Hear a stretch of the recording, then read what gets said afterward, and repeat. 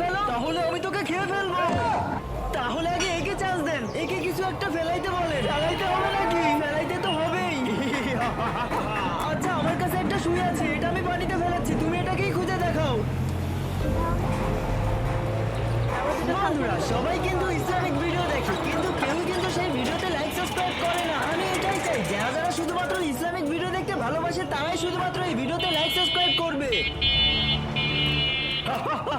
এই নে তোর সুই, আমি খুঁজে ফেলছি।